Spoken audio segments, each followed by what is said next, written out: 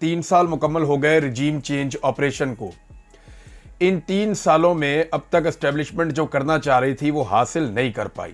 यानी पहले ये होता था कि एस्टेब्लिशमेंट जब भी रिजीम चेंज करती थी तो अवाम उसको वेलकम करते थे, अवाम खुश आमदीद कहते थे, वो कहते थे ठीक किया आपने, खैर मकदम किया जाता था पाकिस्तान में, लोग मिठाइयाँ बांटते थे।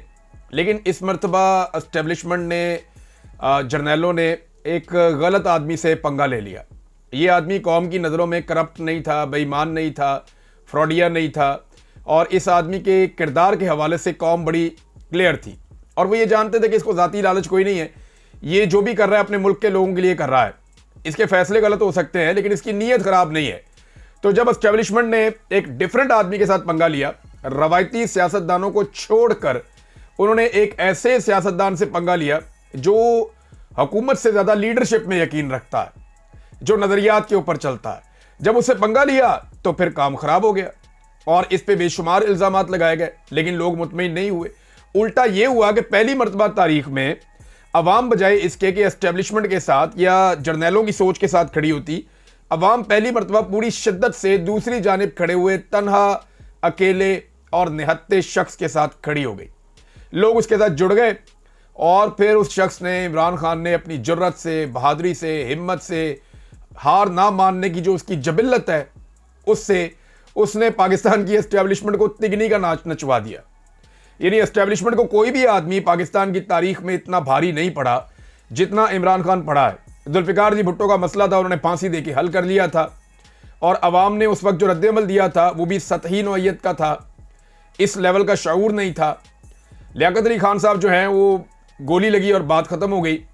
फातिमा जिन्ना को जैसे अयूब खान ने कंट्रोल किया, जो कुछ किया वो तारीख का हिस्सा है, लेकिन उन्होंने भी मैनेज कर लिया था। पाकिस्तान दो टुकड़े कर दिया लेकिन एस्टेब्लिशमेंट हारी नहीं, उन्होंने लोगों के जत्थों को अपने साथ जोड़ कर रखा। ये पहली मरतबा है कि एस्टेब्लिशमेंट तन्हाई का शिकार हो गई है। अब हो ये रहा है कि इमरान खान के साथ लोग जुड़ते जा रहे हैं और एस्टेब्लिशमेंट के खिलाफ होते जा रहे हैं, और जिस शख्स के साथ लोग जुड़ रहे हैं वो अभी भी कह रहा है कि यार मेरी फौज है, खुदा का नाम ले। लोगों और फौज के बीच में जो नफरत पैदा हो रही है या जो फासले पैदा हो रहे हैं उनको ख़त्म करें, इस तरफ आ जाएं, वो अभी भी ये कहता है। लेकिन जो मिलिट्री एस्टेब्लिशमेंट है या जो उनकी क़यादत है फौज की बात नहीं मैं कर रहा, फौजी क़यादत, अब वो अपनी पॉलिसी में तब्दील लाने के लिए तैयार नहीं है। वजह यह है कि उनके बहुत बड़े बड़े मफादात और भी हैं। अब इसमें जो है वो बहुत कुर्बानियां दी है जी पाकिस्तान तहरीक इंसाफ ने, इस जमात ने। ऐसी तारीख में कोई मिसाल नहीं मिलती। रिकॉर्ड गिरफ्तारियां हैं, 20,000 से ज़्यादा गिरफ्तारियां। कोई आर्म फोर्स भी हो ना, कोई ज़बरदस्त किस्म की फौज भी हो, उसके भी 2,000 बंदे गिरफ्तार हो जाए ना तो उसका मोराल डाउन हो जाता है। 4,000 बंदे गिरफ्तार हो जाएं, 4,000 उनके जवान गिरफ्तार हो जाएं तो बेड़े ही गर्क हो जाता है। और अगर फौजियों के घरों की खवातीन गिरफ्तार हो जाए और ये हालात पैदा हो जाएं तो बिल्कुल ही सत्यानाश हो जाता है। लेकिन आप अंदाज़ा करें कि पाकिस्तान तहरीक इंसाफ एक नज़रियाती जमात है और ऐसी जमात है कि जिसके 20,000 से ज़्यादा लोग गिरफ्तार हुए और उनका मोराल डाउन नहीं हुआ।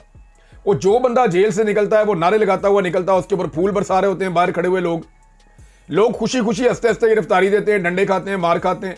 लोगों ने खड़े होकर गोलियां खाई हैं और अपने जख्मियों को उठा के अस्पतालों में पहुंचाया।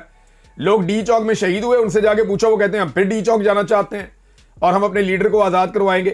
तो इमरान खान के लोग टूट नहीं रहे, हिम्मत नहीं हार रहे, और ये रिकॉर्ड गिरफ्तारियों के बावजूद किसी भी सियासी जमात के आप अगर 5,000 बंदे आप गिरफ्तार कर दें, नून लीग के मैं आपको बताता हूँ 1,000 बंदा, मैं लिस्ट देता हूँ आपको बना के, 1,000 बंदा आप नून लीग का पाकिस्तान पूरे में से उठा दें, ये जमात बाहर निकलना बंद हो जाएगी, इनकी बिल्कुल ही औकात खत्म हो जाएगी। नजरिया कोई नहीं है ना, बयानिया कोई नहीं है। इस वक्त बयानिया हो तो चलो लोग मार खा लेते हैं। पीपल्स पार्टी जो है वो एक दौर में बड़ी तगड़ी जमात हुआ करती थी जब ये भुट्टो खानदान के पास थी। अब जब से ये जमात जरदारियों के पास आई है तो ये कॉस्मेटिक सोल्यूशन के जरिए चल रही है, उसके भी पल्ले कख नहीं है। किसी और जमात ने सिंध के ऊपर सही तरह तवज्जो दी होती तो आज पीपल्स पार्टी जो है उसका बिल्कुल ही सफाया हो गया होता। तो ये रिकॉर्ड गिरफ्तारियों के बावजूद इस तरह खड़े रहना, ये इमरान खान के नज़रिए की बदौलत है। सबसे पहले तो अल्लाह रब्बुल इज़्ज़त का ही फजल होता है किसी के ऊपर कि अल्लाह उसको सब्र दे, हौसला दे, हिम्मत दे, उसको खड़ा कर दे और उसके दिमाग में ये डाल दे कि तुम हक पे खड़े हो, अब तुमने पीछे नहीं हटना। तो इमरान खान का जीतना पाकिस्तान के जीतने के लिए बहुत ज़रूरी है। ये बात मोहम्मद ज़ुबैर साहब अब पीटीआई के अंदर तो नहीं है ना, वो ये कहते हैं मैं चाहता हूँ कि इमरान खान डटा रहे और हार ना माने, और इमरान खान का सोशल मीडिया अगर बंद हो गया तो इमरान खान बहुत पीछे चले जाएंगे। ये मोहम्मद जुबैर साहब कह रहे हैं जो PMLN के नुमाइंदे हैं। अब उन्होंने ये बात की है। इसके अलावा जनाब खवातीन के ऊपर जिस किस्म का तशद्दुद हुआ, टॉर्चर हुआ, जो बच्चों के साथ हुआ, जो चादर और चारदीवारी का तकद्दुस पामाल किया गया, असल में हुआ ये कि पाकिस्तान की एस्टेब्लिशमेंट बौखला गई। उन्होंने कभी इतने सख्त दुश्मन का सामना ही नहीं किया। पाकिस्तान के अंदर उनको आदत पड़ी हुई थी, इसको पकड़ा चपेड़े मारी, इधर कर दिया, उसको उठाया, उसको अंदर कर दिया, इसको लापता कर दिया, जो बोलने के लिए निकला उसको डंडे मार दिए, कोई ज्यादा उछल रहा उसको गोली मार दी, बंदों को जबरी तौर पे गुमशुदा कर दिया। ये पाकिस्तान की एस्टेब्लिशमेंट का जो है ना, वो इनका झाका खुला हुआ था कि जो मर्जी करते जाओ और लोगों को कंट्रोल रखो और जो है वो आप आराम से अपना रूल यहां पे कायम रखें। लेकिन पहली दफा ना इनका मुकाबला हो गया एक ऐसे आदमी से जिसने लोगों को नजरिया दिया, लोगों को खड़ा कर दिया और लोग हार नहीं मान रहे, ना वो आदमी हार मान रहा है। तो इसमें एस्टेब्लिशमेंट पहले तो बुखलाहट का शिकार हो गई, उसके बाद उन्होंने जनाब इस चीज को एक चैलेंज के तौर पे ले लिया और तब से लेकर अब तक लगातार कभी ओवरसीज पाकिस्तानियों पे अटैक होता है, कभी सोशल मीडिया पे अटैक होता है, कभी लोग जबरी तौर पे लापता किए जाते हैं। लेकिन पुरअमन तहरीक की इससे बड़ी मिसाल और कोई नहीं होगी। इमरान खान साहब के बदतरीन मुखालिफ भी चंद बातें मानते हैं। एक, वो आदमी करप्ट नहीं है, बेईमान नहीं है। दूसरा, वो आदमी पाकिस्तान का गद्दार और दुश्मन नहीं है। तीसरा, उनके बदतरीन मुखालिफिन भी इमरान खान साहब के ये मानते हैं कि पाकिस्तान की एस्टेब्लिशमेंट को अगर किसी ने नाकों चने चबवाए हैं, इन जर्नैलों को पहली मरतबा किसी ने सोचने पर मजबूर किया है और किसी ने इनको दीवार के साथ लगाया है, तो वो इमरान खान है। और ये उसने बड़े पुरअमन तरीके से किया है, जेल में बैठकर किया है। अब ना इमरान खान हार मानता है, ला उसके लोग हार मानते हैं। रजीम चेंज ऑपरेशन को 3 साल मुकम्मल हो गए। मेरी गुजारिश है पाकिस्तान के फैसला साजों से या पाकिस्तान की मिलिट्री एस्टेब्लिशमेंट से कि जरा बैठ के तन्हाई में सोचें कि इन 3 सालों में आपने हासिल क्या किया। इन 3 सालों में पाकिस्तान की आवाम की अक्सरियत आपने अपने खिलाफ कर ली। इन 3 सालों में आपने पाकिस्तान की मईशत तबाह बर्बाद कर ली। इन 3 सालों में आपने पाकिस्तान में दहशतगर्दी के नासूर को दोबारा से पैदा करके उसको पनपने का मौका दे दिया। इन 3 सालों में आपने पाकिस्तान के अंदर जमहूरी इकदार को तबाह बर्बाद कर दिया। इन 3 सालों के अंदर आपने अपने ऊपर बड़े बड़े इल्जामात लगवा लिए। इन 3 सालों के अंदर आपने अपना सारा कारोबार और सारी चीजें बेनकाब करवा ली। इन 3 सालों के अंदर वो चीजें जो कौम को आपके बारे में कभी पता नहीं चलनी थी, वो सारी चीजें कौम के सामने आ गई इन 3 सालों के अंदर। इन 3 सालों के अंदर पाकिस्तान की मईशत कहां से कहां पहुंच गई और आलमी सतह पे पाकिस्तान कहां है। यानी पाकिस्तान के अंदर जुल्म, जबर, फसाइयत, इंसानी हकूक की पामालियों के तौर पे इस मुल्क को जाना जाता है। दहशतगर्दी की लिस्ट में पाकिस्तान दुनिया में दूसरे नंबर पे आ गया है। यह है आपकी इन 3 सालों की टोटल कमाई। आप एक शख्स को हराना चाह रहे थे जिसका नाम इमरान खान है। उस शख्स को हराने के चक्कर में हर मैदान में आप हार गए, लेकिन वो आदमी ना आपसे हार रहा है और ना वो आपसे ऐसे हारेगा। एक ही तरीका है उसके साथ, आप जाएं और जाकर उसे बैठें और उसे कहें कि हमें कोई फेस सेविंग दे दे, हमें किसी तरह से इसमें से निकाले, पाकिस्तान की खातिर हम आगे बढ़ना चाहते हैं। तो फिर वो आपको कोई रास्ता दे देगा। वो बार बार ये बात करता है कि यही एक रास्ता है जिससे मैं निकाल सकता हूं सबको। उसको अपनी जात के लिए कोई डील आपसे नहीं चाहिए, ये आपकी भूल है। दूसरा आ जाए कि ये जो मादनियात वाला मामला है, इस पे मामला बहुत आगे बढ़ गया।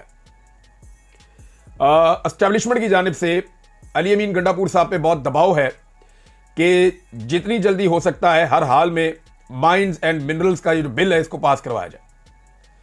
और देखें ना, ये एक नॉर्मल सी चीज है, एक बिल पास करवाना है, लेकिन वजीर आला इस पे बात कर रहा है, उसका मुशीर इस पे बात कर रहा है, तर्जुमान उस पे बात कर रहा है, उसका भाई उस पे बात कर रहा है, वफाकी हुकूमत उस पे बात कर रही है, आर्मी चीफ सरमायाकारों से मिल रहा है, वजीर आज़म सरमायाकारों से मिल रहा है।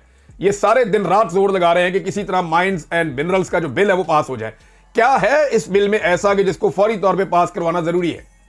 शहबाज गिल साहब ने एक बात की है, जरा वो मैं पहले आपके सामने रखूं। डॉक्टर शहबाज गिल साहब, पाकिस्तान तहरीक इंसाफ से इनका ताल्लुक है, और वो कहते हैं जी कि मुझे लगता है कि जब तक मिनरल बिल पास नहीं हो जाता, खान की मुलाकात को बंद रखा जाएगा।